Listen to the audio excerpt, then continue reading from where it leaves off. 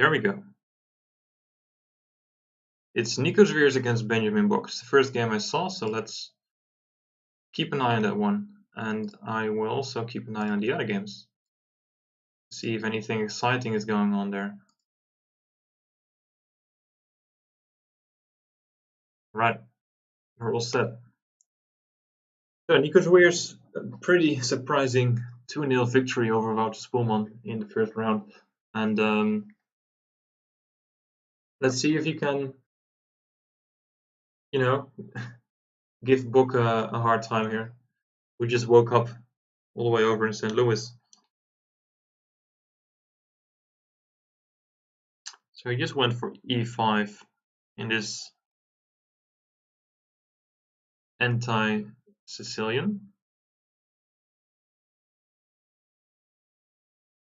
And this clearly makes Bok think about what to do. He didn't expect this one, it seems.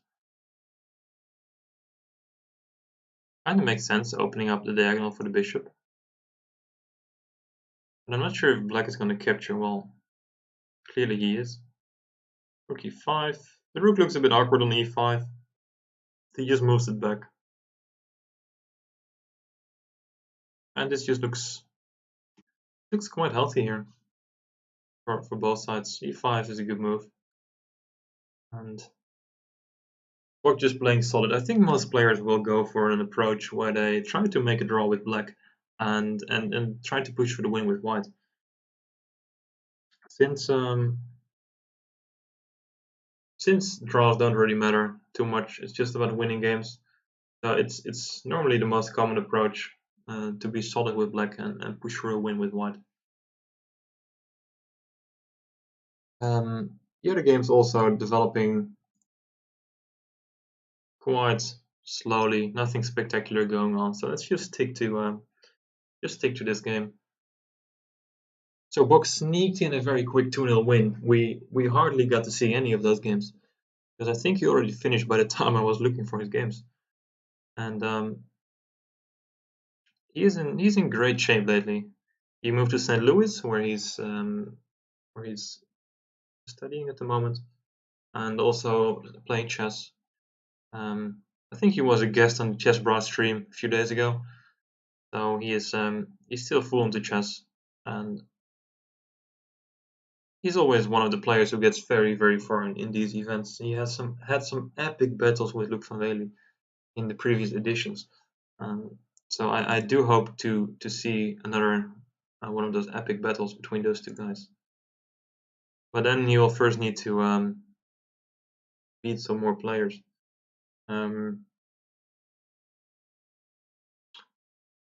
Yeah, they can meet in the final. So that's good to know. They're on different sides of the bracket. So.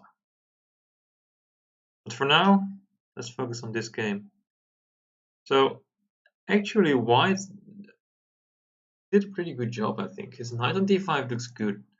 And I think his bishop on c3 is quite strong because with the pawns on the dark squares, this bishop might feel a bit locked in. And white has many options to create play. He's now going for b4 and he's aiming for the weakness on b6, trying to put some more pressure on that pawn there. I guess b4 is coming next here. And maybe he wants to reroute the knight to c4, which is a very healthy square for the knight. Attacking both pawns. On d5 it looks beautiful, but it's also a bit vulnerable. So yeah, knight e3 is what he played. And black might want to go for knight e6, knight d4, which is a beautiful square for the knight. But clearly not now. He's stopping knight c4. That's a good idea. Because allowing the knight to c4 looks pretty bad for black.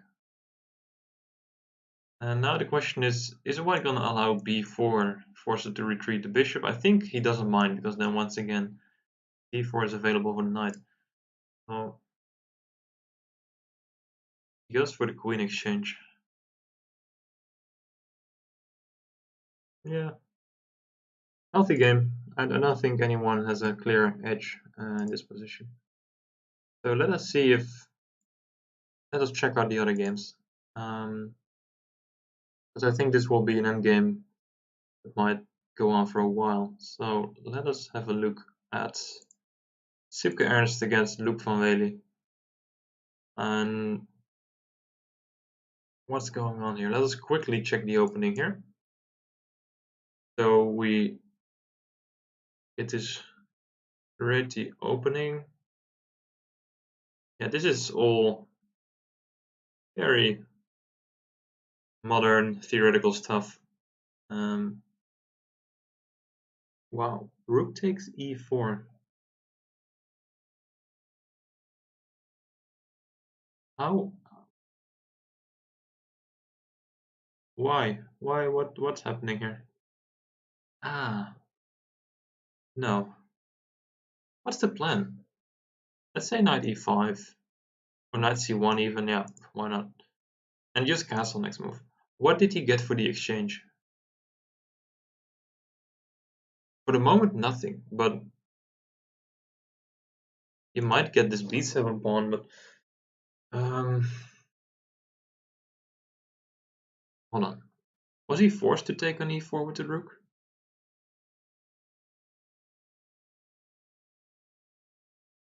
I'm not sure. I'm not sure. Anyway, he went for this. I mean, Sipke Ernst sacrificing exchanges.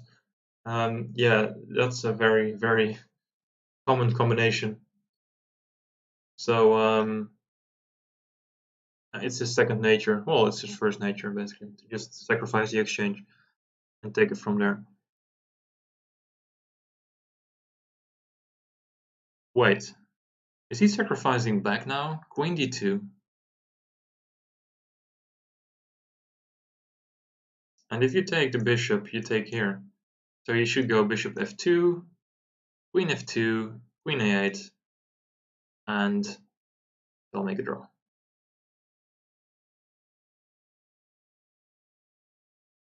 I guess. Hold on, let me go back a few moves. Was this necessary? Ah, of course, because if rook b8, oh, can't make a move, sorry. If rook b8, knight c6 picks up the exchange. Okay, well played by Sipke. Nice combination. I clearly did not see that one coming.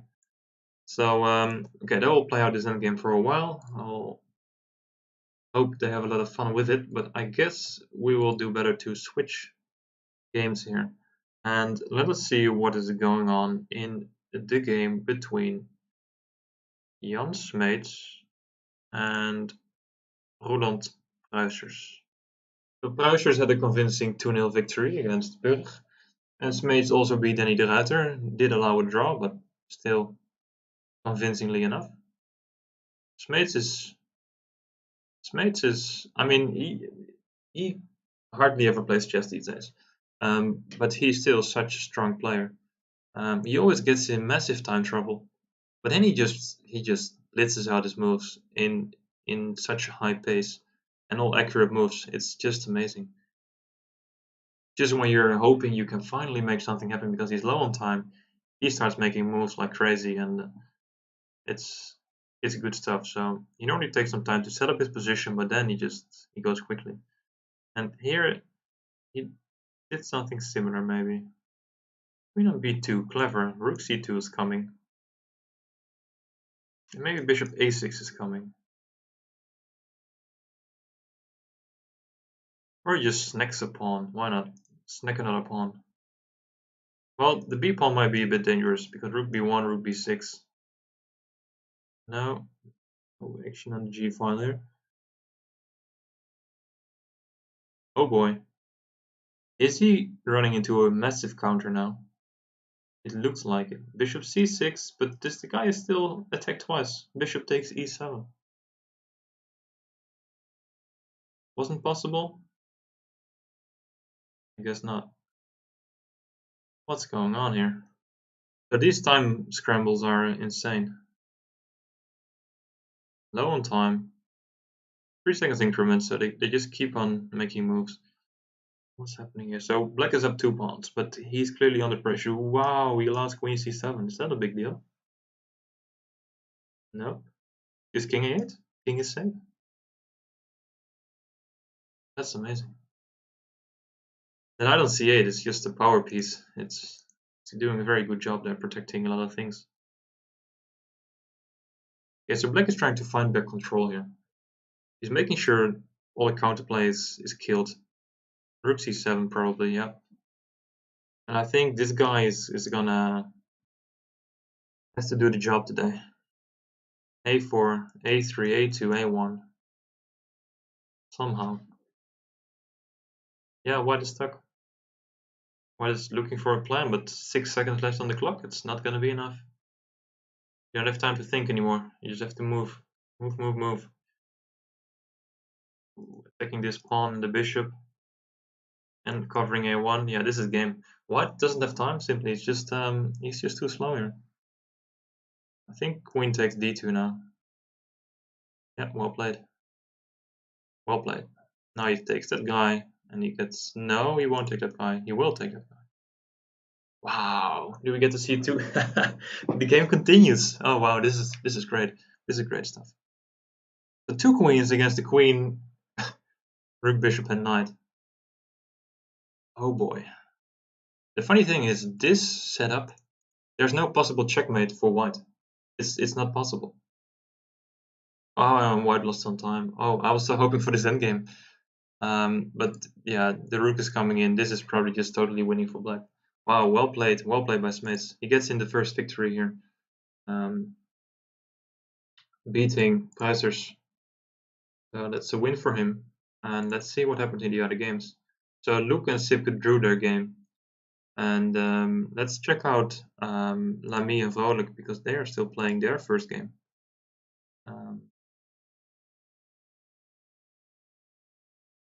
Are they? No, they just drew their game. Okay, fair enough. And Bok and Zveers also drew their game, so we only have one decisive result. And that is the game between Smeets, who just beat Prizers. And the other games ended in a draw.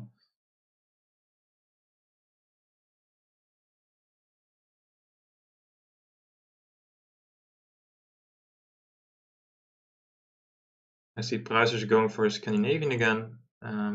Let's check out this game for a bit now.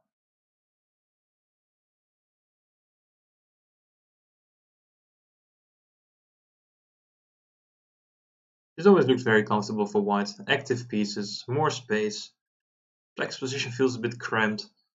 But it's still very playable for black. Once he manages to consolidate, he's mostly doing fine.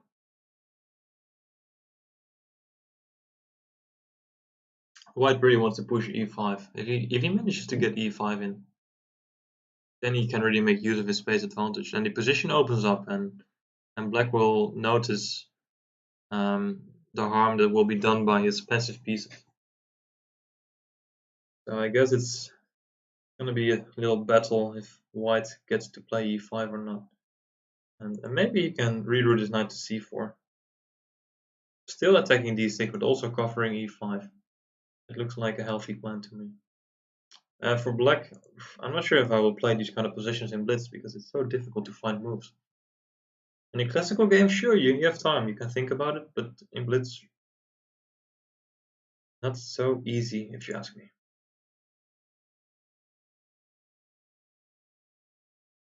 Okay, let's check in with Lamy and Vrolijk because we haven't seen these guys play just yet. Lamy, one of our most solid GMs ever. Well, ever, I'm not sure, but for now, he's one of our most solid GMs. And that's also how he plays his Blitz games. Very solid, not taking too many risks, but he grabs his chance when he gets one. And here he is very comfortable, it seems. He sacrificed the pawn, but look at his king. That's awkward. And the pair of bishops is nice. So maybe he wants to put his rook here, and I don't know, maybe bishop f6, and there is some sort of mating net around the black king. Some sort of mating net. I mean, bishop f6 looks very interesting, but I think it's a little bit too much for now. It's a little bit too much. I guess bishop f4 is a bit more logical.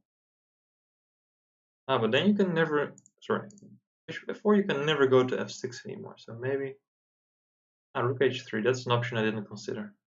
That's clever, because now you can maybe go bishop here, rook here. Okay, he's pressing. He's clearly pressing here. Black needs to come up with some clever defensive ideas here. Like what? Like, maybe he can bring his knight d5.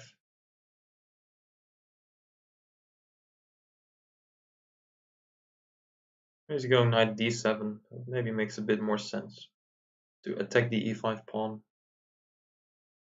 No, still going to d5.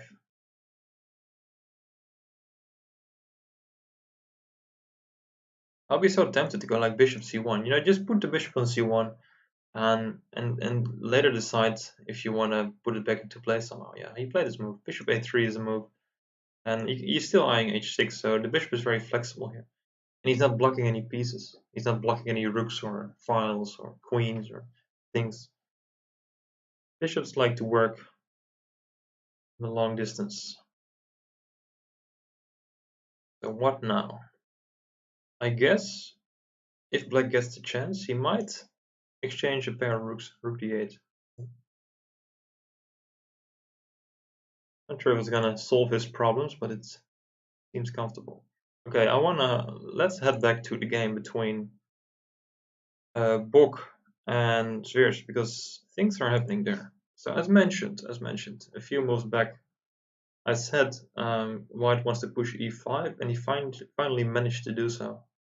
And you can see straight away the impact this move has. He can already take the rook on a8 if he wants to. Maybe he just doesn't care. Maybe he thinks the rook on a8 is bad and he doesn't want to take it. He thinks his bishop is better. But if he doesn't take there, then what is he supposed to do? Maybe he can play a5. That looks a bit weird, a little bit artificial. Here he takes on a8. And now what? Okay, just retreats the bishop. Clearly couldn't find any way to get some more play here. So rooks might get exchanged, and then he needs to stop this move. So I guess bishop b7 is coming, because if you allow rook e8, it's going to be game over.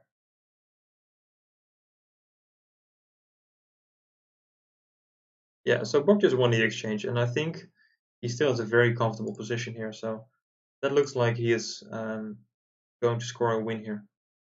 Let us see what's happening in the game between Smeets and Brazers. Smeets playing with white, and this is looking. Wait, is he just winning a piece here? This one's attacked and this one's attacked. Yeah, he just won a piece. I think Smeets will just resign. He's low on time. Yeah, he just resigned. Wow, so Brazers equals the score, levels the score. It's 1-1.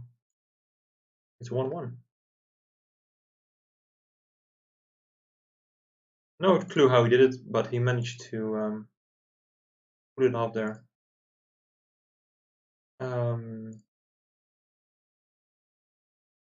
Let's see, Ernst against Van Wely.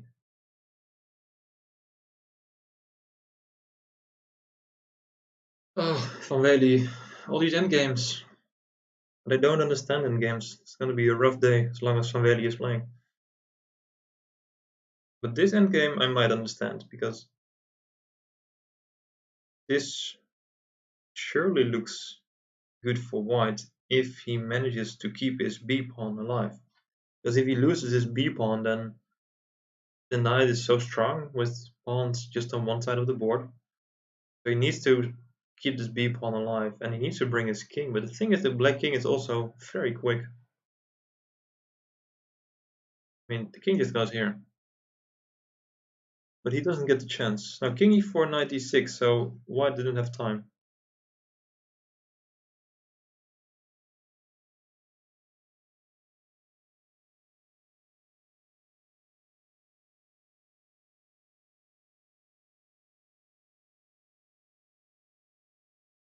And this pawn endgame. Oh, you would say this is winning. Extra pawn. You can create a pass pawn.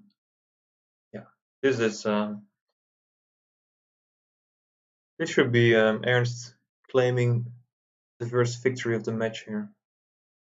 Could have just played e4, but it's probably fine as well.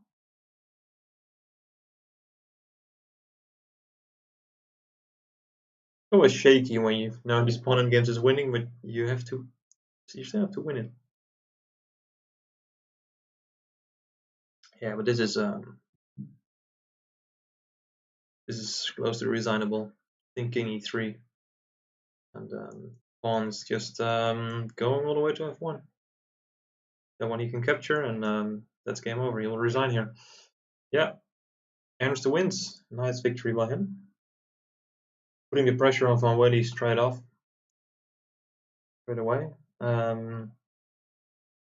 Let us see what's happening in the game.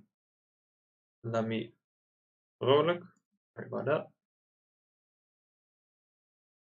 Opposite color bishops. Well, this is what you call a dead draw. Unless you can go like king h6, f5, captures, and then g5. He needs to find a breakthrough somehow. And I think there is one. I'm not sure if it's going to be enough to win the game, but there is a breakthrough somehow. He needs to go f5, takes, and g5. That's his only plan. Because besides that, the position is just locked down. But black can maybe do the same. Black maybe could have tried c5, b4, but okay. But he goes for this plan. I'm not sure if it's enough. I guess not. Maybe you can just play f4, king takes, and just bishop g6. And I have no idea how the white king is ever going to enter. It should be probably the easiest way to make a draw here.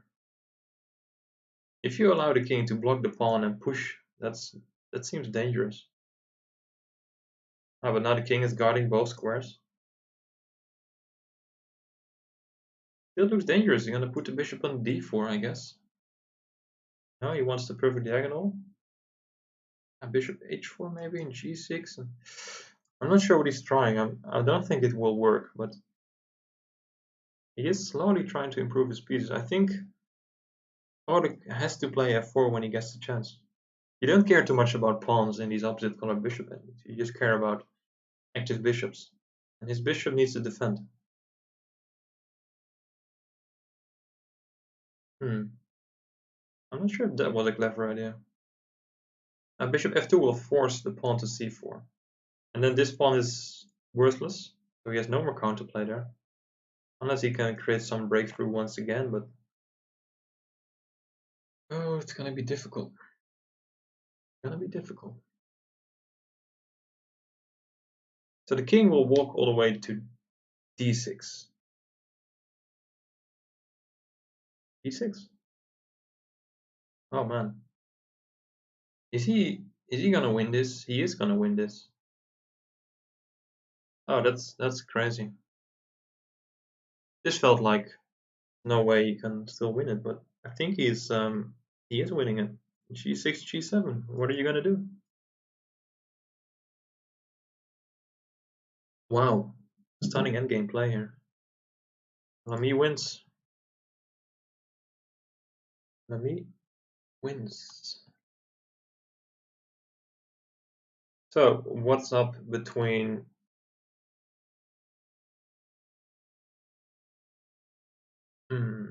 it seems Bok also won his game against Sveers.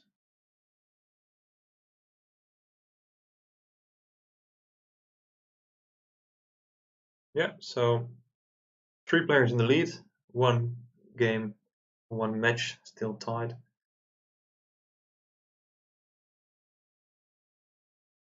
Let's see if there's anything spectacular going on. Yeah, I guess we just hop back again to Bok. Interesting games between these two guys. least it's messy, you know?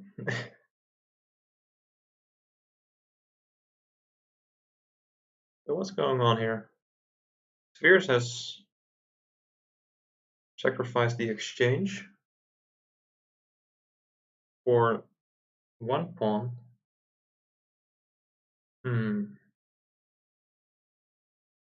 But if you can capture this bishop and the pawn with it, then you'll be safe. You won't be able to. Well, you can lose, but you shouldn't be losing that anymore. So I guess Borg needs to make a move with the bishop. Maybe just bishop b6. And if he keeps the bishop alive, he can then, put pressure on this f2 pawn. I think that's what he's supposed to do.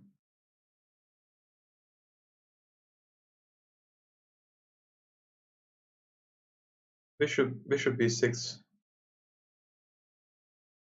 looks healthier. Maybe queen b6 is a move, just pinning the knight. Yeah, that might be even stronger. Because now how is he going to protect this pawn and this pawn? He has to drop one of these two pawns. He can't keep both pawns alive.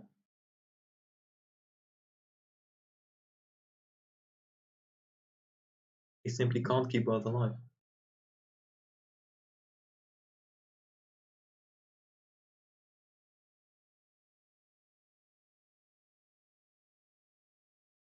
Yeah, if that's the case, then Borg seems to be in control.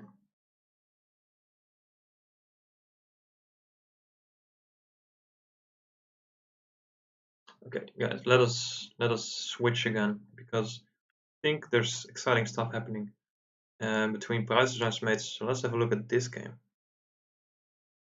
Prizes just sacrificed the exchange and Black's king is on the loose. Oh, queen d5 and knight e6.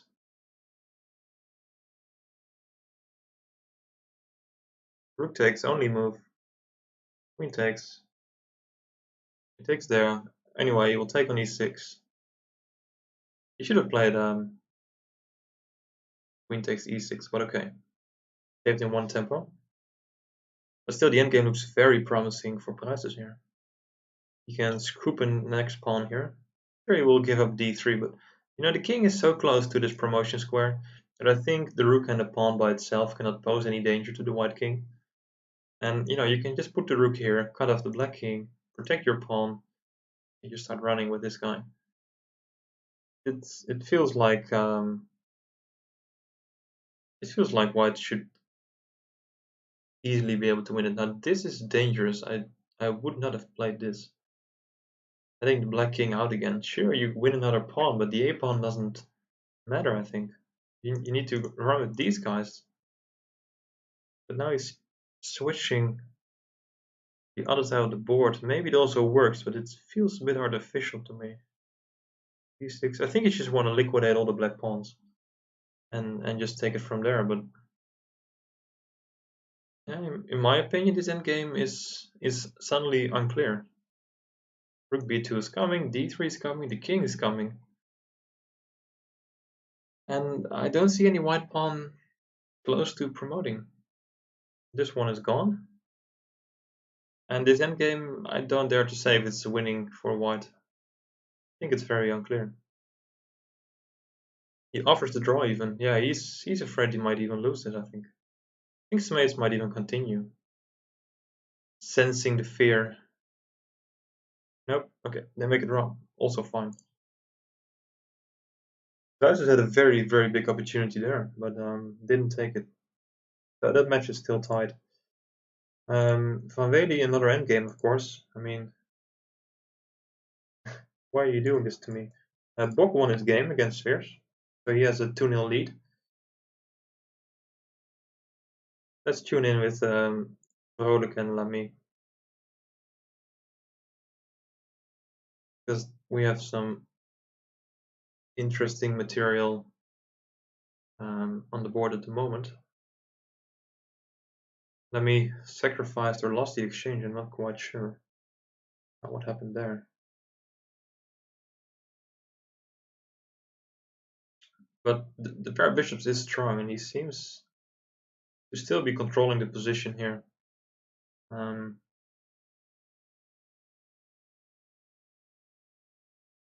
Also, an extra minute on the clock. As I mentioned, Lamy is very solid, and he will be able to just hold this position. He's gonna play moves like g6, just keeping the tension, or just push your pawn. Why not?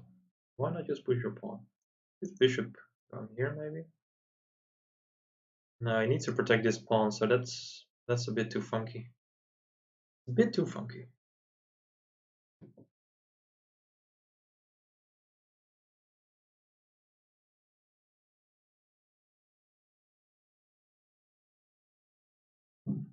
Hmm.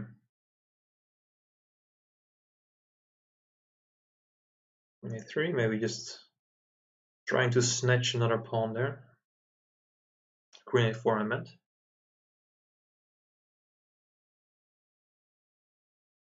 And Sipke Ernst seems to be pushing for a win against Van Wely, but the rook endgame is not so easy. Might still be a theoretical draw. Let's stick to this game for now.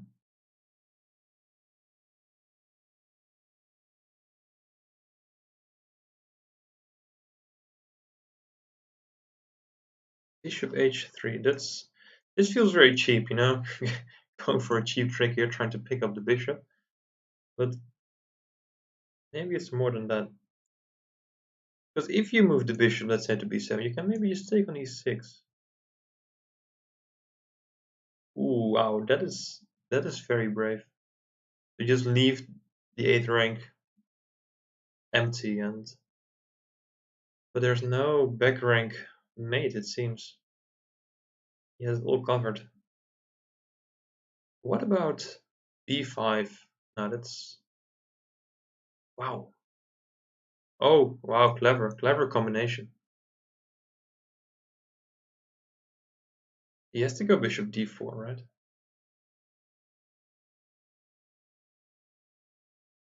But it's not enough. He's just... Is he just equalizing or is he still better here? I would say it's around equal, but a bit hard to tell here. It's a little bit hard to tell. I mean, the material's equal, but if white can get this pawn somehow, then these two pawns can be strong together, but I'm not sure if he manages.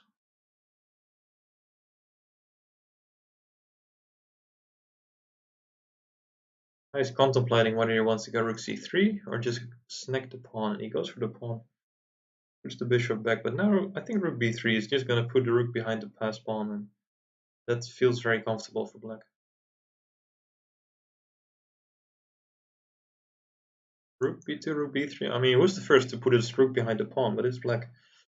It's black. So the pawn is pretty much stuck, and now the black king can try to find a way to activate. Probably going to f6, push his pawn, go to f5, and slowly try to make progress here. But I mean, with only 2 pawns on the board, it feels that this should end in a draw.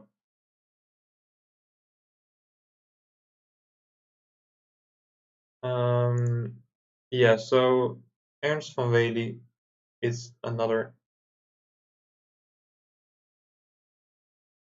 No, Van Wely equaled the score. Did I miss that?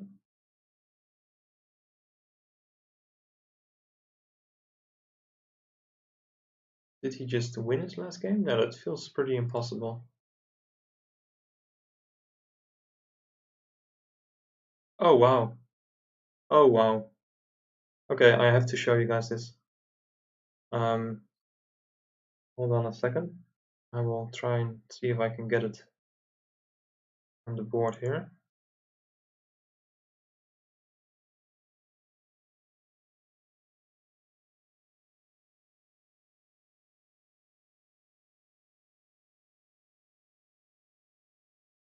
I'm not sure if this is visible. Oh, it's not. Well, you can just see the final position. He simply blundered his rook here. Ernst blundered the full rook in the endgame, and that's how Van Wely won. I thought the game ended in a draw, but this is what actually happened. So, crazy. That means Van Velde equals the score.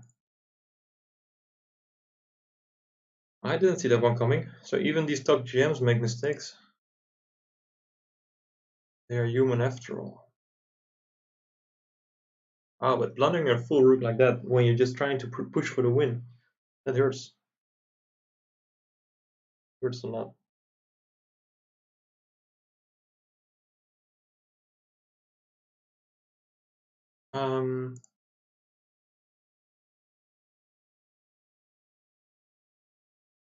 Wait, Lamy is also winning. What's happening here?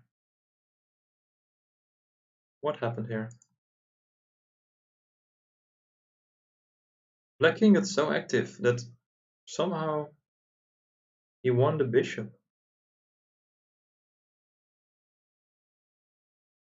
Yeah, just threatening checkmate and winning the bishop. Wow.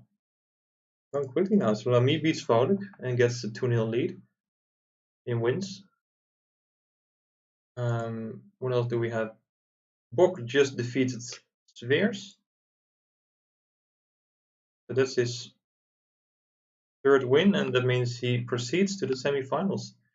Very convincing, just one draw and 3 wins by Bok, and he gets himself a place in the final 4. Entertaining games, yeah, I gotta admit.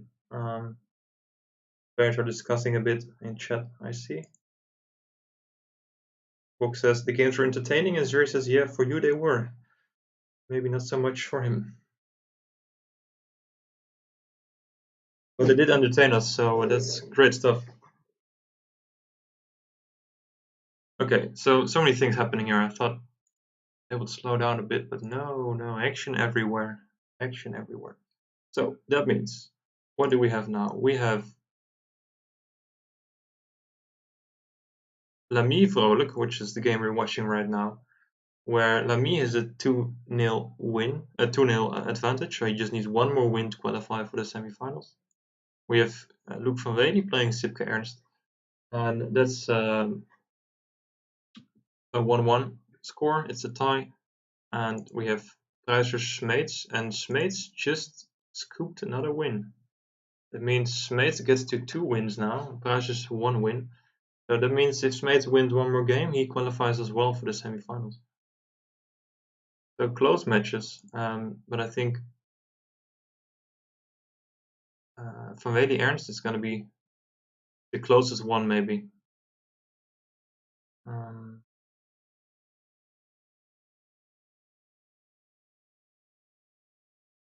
It seems like Smeets and Pruiser is having a tiny break. Their game doesn't seem to continue. I guess they'll start soon. So what do we have here? We have a French, and I love the French. It's so solid.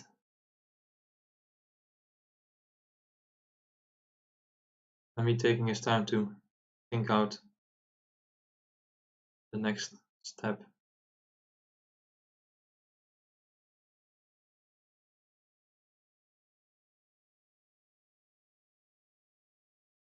Yeah, Smeets Pruiser still hasn't continued, so I hope they realize they need another game to decide who wins this.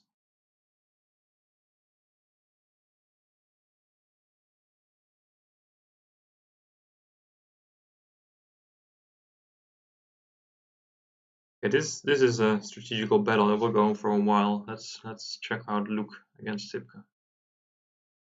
What are these guys doing? Also solid.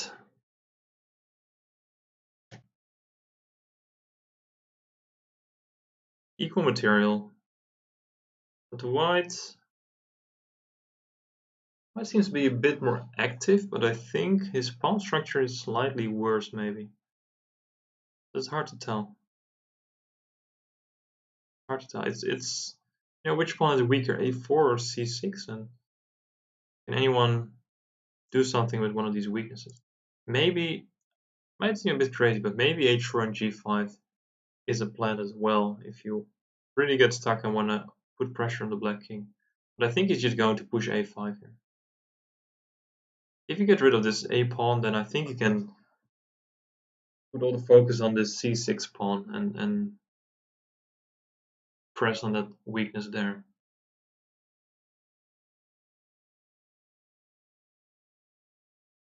Yeah, white is now eyeing these two pawns, and I'm not sure if black can manage to protect both of them. Wait, he can't move his bishop, so he needs to protect the bishop. Is there any way white can make use of it? Maybe queen b1 is a nice move. Trying to activate the queen. Now he's... Wait, can you just pick up the pawn here? Yeah, well that's a very, very important pawn. It also pins the bishop. Well, it's already pinned, but it also attacks the bishop. And that means he might even win a second pawn. He might even win a second pawn, because I think if you take here, you need to protect the bishop. So king f8. But then you can exchange all pieces on e8. You can exchange bishop, rooks. In the end, you can pick up this pawn here. And I'm sure he's trying to find a way to stop that from happening, but it doesn't look like it. So he will take on e8, he will take on e5. He'll be up 2 pawns in this endgame. And unless someone blunders another piece somehow, that should be enough to win.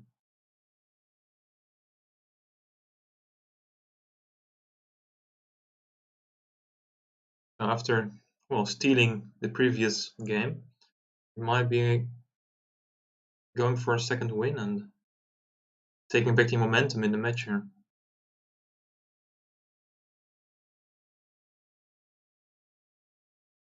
And I'm still wondering what happened with Smeets and Pruisers, because they only played 4 games, and as far as I can tell, it's only 2 wins for Smeets.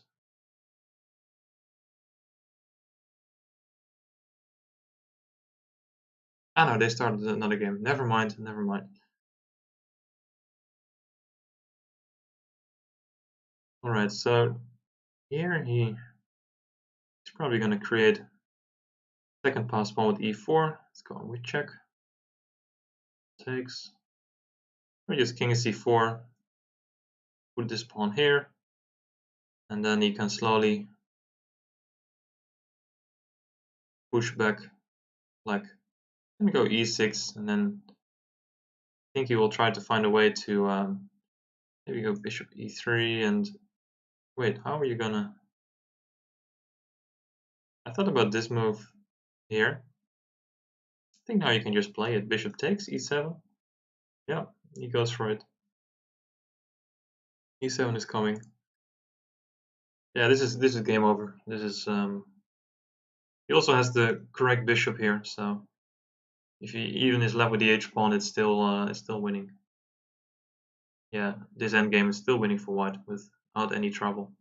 The bishop here, put the pawn here, bring your king close, you win the h pawn, and that's game over. So I guess Ernst will resign here, and he does. So that means Van Wely takes the lead. A bit surprising, but that's how it goes.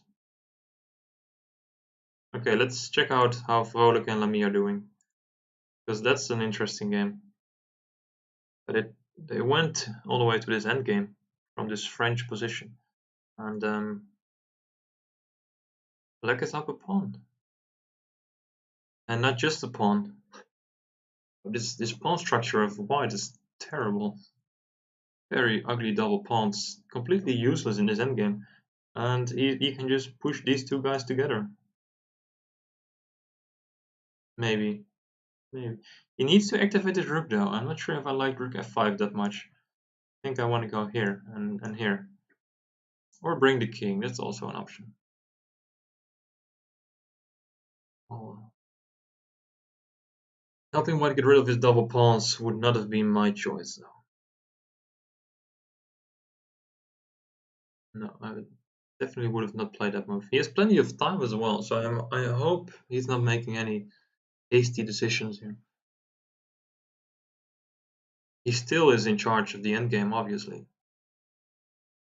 But I wouldn't be surprised if Lamy is getting a little bit of hope, even though his rook is stuck to the pawn. That's terrible.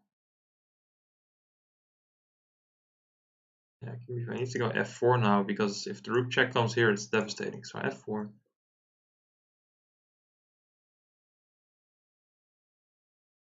Rook f3 maybe, but it's so passive. No, that's a better move. That's more active. I like it. But is it enough? King c4 or king b4? I'm not sure if he wants to keep the pawn. I think he wants to keep the pawn. He can just forget about the a pawn. Forget about the a pawn. Just push your d pawn. Much better. He protects f7. Okay, he has time to do so, so I think it's okay. Oh, it's so hard in endgames. You need to be active. You need to be as active as possible. But dropping pawns, it always hurts a little bit. But this looks solid. He's cut off the king. This is a great setup. Cutting off the king, protecting the pawn. Now you can just push his d pawn. Yeah, well played. Well played by him.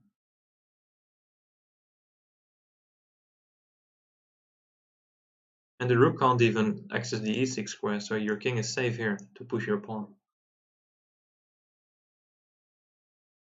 Yeah, this is a little endgame ABC. He's not gonna. I mean, he's not gonna be able to save this. Yeah, and he resigns. Wow, nice. So Vrolijk getting back into the match, scoring a win with black. So he gets on one win. I mean, still in charge, but this might be a close one. And Smeets and Pruisers are making a mess once again. So Smeets in the lead, 2 wins to 1. And with black, he is. What's going on here? What is going on here? It feels like black is in control, but oh boy, that's a pin. No, it doesn't matter. No more pin. G4. Oh, what a move. Now, wow, bishop G4. Yeah, this is game over. Yeah, this is game over. King takes f8 next, sorry. And wow, Smeets winning. So Smeets advances to the semifinals. Very solid victory over Pruisers. He made it look easy. That means we have Vrolijk Lamy left and we have Ernst van Wely left. These are the 2 games that are still in progress as we speak. Ernst van Wely, another. I mean, I can't help to notice that Van Wely is going for these very solid, almost boring positions all the time. He's not taking any risks at all. He's trying to maneuver himself towards the win, and I think that's his strategy most of the time because many years he just plays solid. He plays very very long matches, and it seems to work for him.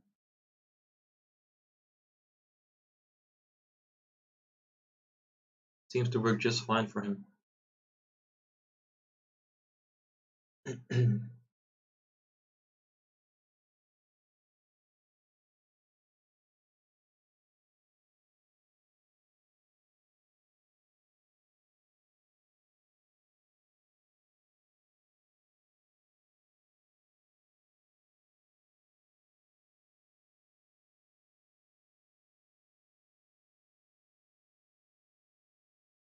Okay. Also, this game I've just been watching a little bit, and it looks good for black though. These pawns are quite weak. As you can see, he needs to put his knight here to defend, and it's not a pretty knight. It's just not pretty on b2. He's now exchanging the rooks, and I think he is just going to try and work it out with his minor pieces. The bishop goes back to defend the pawn, so now the knight can jump around again. Not sure where the knight is heading, but any square is better than b2.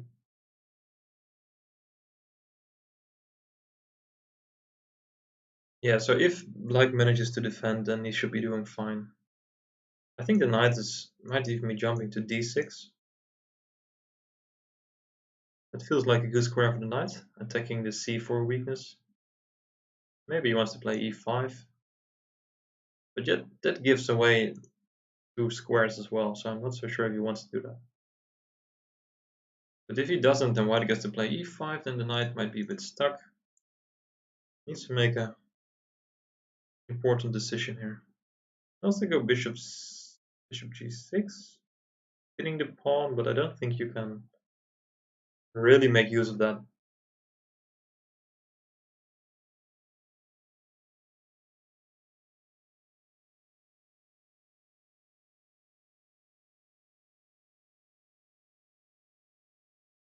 Is he gonna play e5 and to capture with the king? That would be very clever because that weakens the e4 pawn massively. But if you go e5, knight d5, it feels wrong to allow knight d5. It just feels wrong. Why would you do that?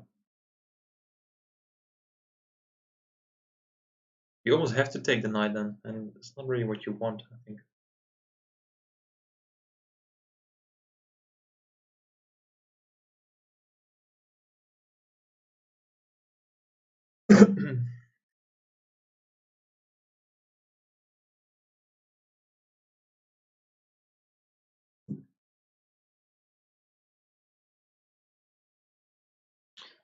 So is he gonna put his bishop on c6? Try f5?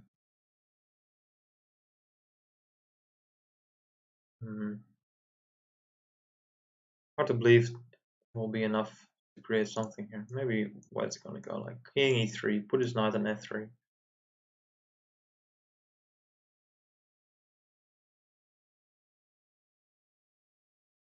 Maybe he wins it, it's like a little endgame masterclass.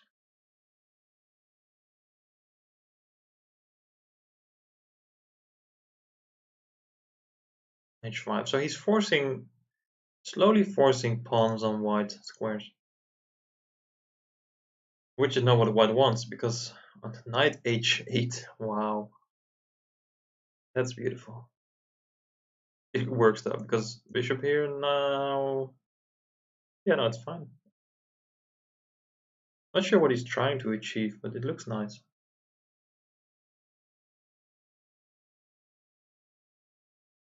In the meantime, Vrolijk Lamy also ended the rook endgame again. No, they ended up in a rook endgame, I mean. It's not finished. And this one seems pretty drawish to me, so we'll just stick to this one for the moment. Okay, g6, time for action. This bishop, it just hurts a bit. It just hurts a little bit to watch the bishop there on b3. Painful. f5, so now he's not going to take this pawn. I think he's going to move his bishop. Yeah. Look at these dark squares. Now he finally achieves something here, because now he can bring his knight to e5 or g5. Maybe he needs to move the bishop to e8 even, in order to bring the knight.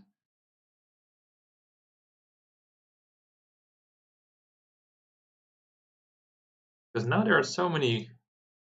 Okay, maybe e4 is not so vulnerable, but a4, c4, and g4 are all three very vulnerable pawns. And I'm not sure if white can protect all of them. Yeah, so bishop f7 making room for the knight. I suppose the knight is heading to e5. That makes the most sense. But then it attacks two pawns. Is he winning a pawn already? Maybe not yet. Well, maybe he is. Yeah, he is winning a pawn, isn't he? How are you going to defend these two guys? Yeah, don't take. Okay, now knight f5 check. He's giving up this pawn. Oh, sorry, knight is 95 is with check. My apologies. So bishop e6, knight f5. Pawn takes. Okay, but this is. I mean, look at this beautiful knight and look at this terrible bishop. This endgame should be winning for black. It has to be winning for black. He just has. White has too many weaknesses. There has to be a way for black to make progress here. He might even sacrifice the h-pawn. He might even give up the h-pawn just to get his king active. I think that's what he's going to do. He's going to give up the h-pawn. So now he can snag all the other pawns. Look at this. That's well played. That's very well played. Just giving up the h-pawn, getting so much space for his king and his knight to capture so many other pawns. And now these guys are just too weak. White cannot hang on to these pawns. I don't see it happening. I think he needs to bring the knight to e3, attacking both pawns. I think that should be the plan.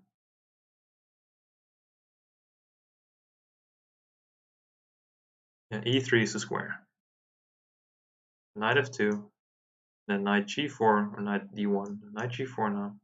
knight e3. Or he just protects the pawn and moves with the king, but no, I guess knight e3 makes sense. But he's not quite there yet when he gets his knight on e3. So the Sucre is doing a good job. He's activating his king. But is it enough? This should be winning. King d4, knight c4. That's game over.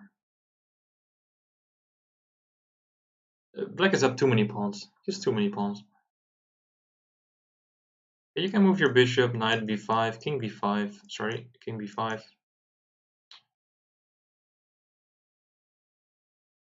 Yeah, this pawn is just, yeah, this is easily winning here. Bishop f5, knight d3, and no more stopping the pawn. Or bishop d1, but I guess you can just take it. Wow, that means that Luke gets his third win and he qualifies for the semifinals. And stealing that win in the rook endgame, was very important. Made a big difference because he won just 2 games after that. So we'll see Luke back in the semifinals, and that means we still have Vrolijk against Lamy left. And as I said, they have this rook endgame, which I felt was pretty drawish, but that doesn't mean it's boring, not at all, because a lot is happening here.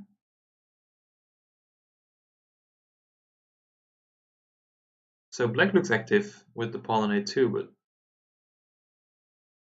can he ever cash in on this pawn? Can he ever get it to a1? It doesn't look like it. The rook is stuck to the second rank, and unless someone blunders the rook, I don't see it happening.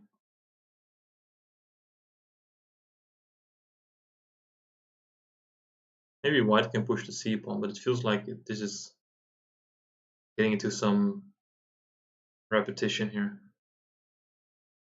Rook e2, king goes back to d3, rook moves again, king e4. And unless Vrolijk decides to push his c pawn, but I don't think the c pawn is doing any damage. Nope, it's a draw. So Lamy keeps this 2-1 lead. And they'll go into their 6th game here.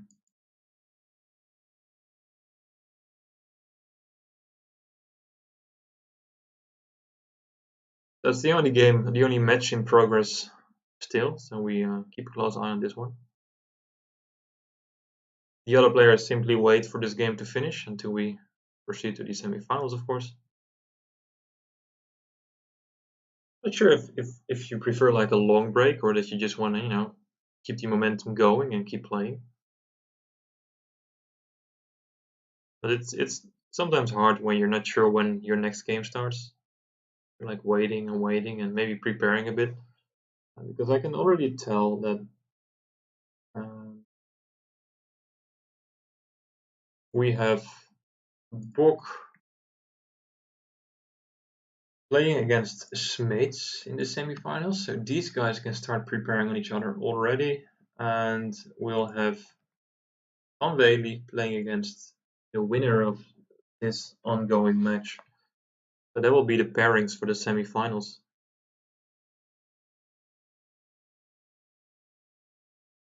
Another solid game. Also, Liam Vrolijk is quite a solid player.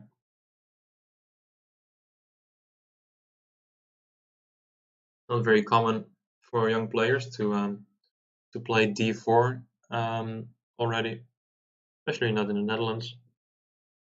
But he's been doing it for quite a while and with good success because well, he's getting strong. But that means his playing style is a bit more quiet at times than you might expect from a young, talented chess player. So these games might not be fireworks from move 1, but it's a very tense strategical battle. So what's up with knight g4 here? I guess knight d7 back. Maybe knight e4, one of these two moves.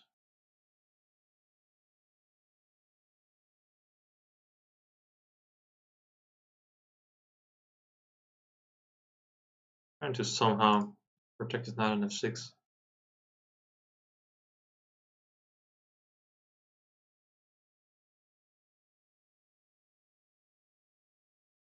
He goes back to d7.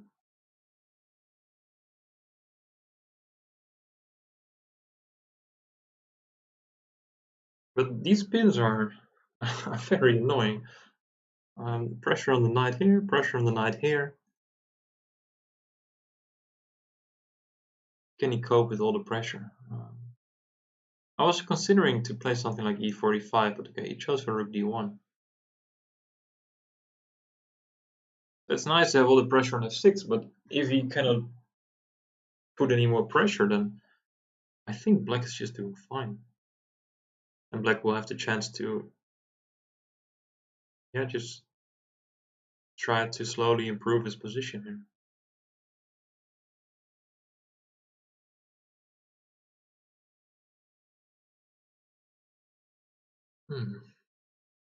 But this move is very annoying, creating more pins and dangerous pins.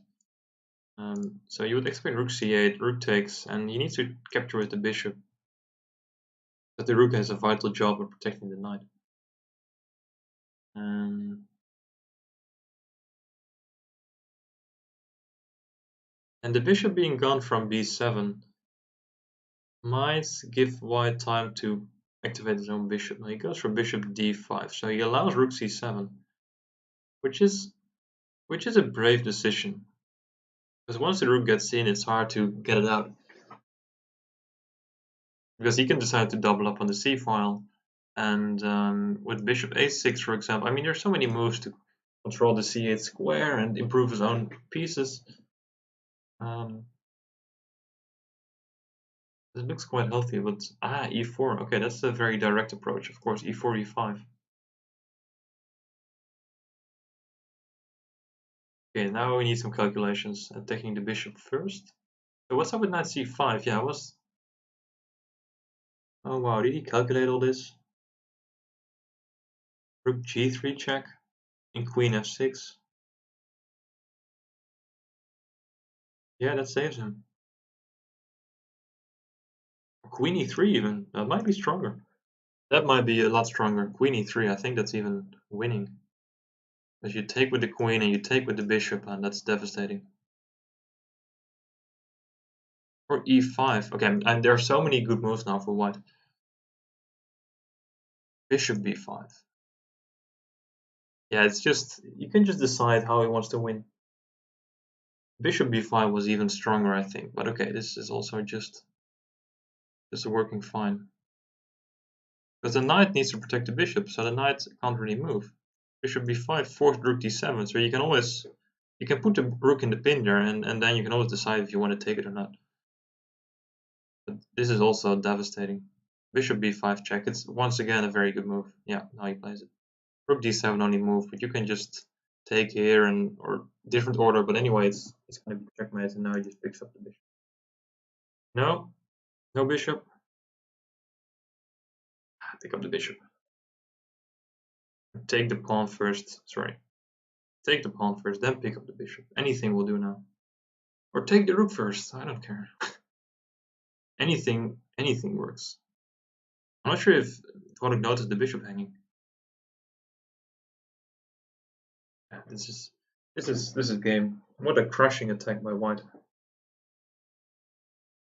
Yeah, there goes the bishop, and I think he resigns. Because this knight is also in some eternal pin, and looks terrible. Now he continues. Okay, I mean, he has to continue, because if he loses this game, then the match is over. So it kind of makes sense to continue, but I think it's to no avail, because this is just yeah, he just exchanged the queens. He doesn't care about checkmating. He just exchanged queens, and winning this endgame with an extra piece should be an easy task.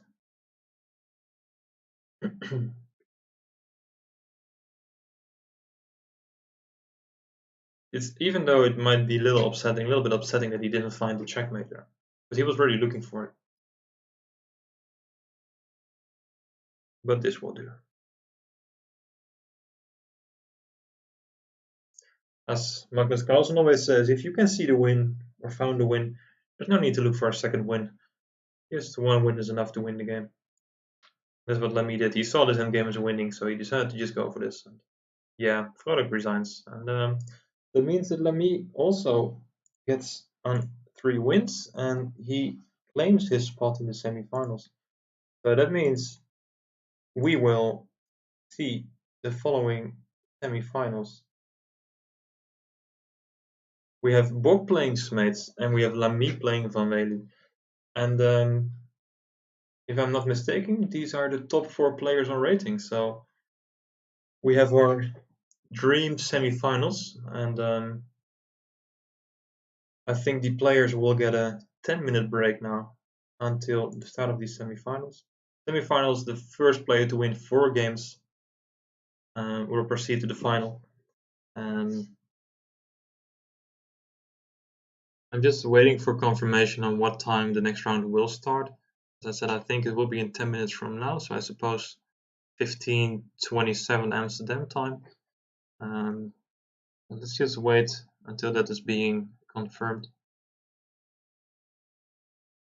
I must say, the games were not as spectacular, but these were some very nice strategic fights, and it's just high level chess going on here. And I think the semifinals and the finals will even be more exciting. So let's hope the players are up for a good fight. At least I am.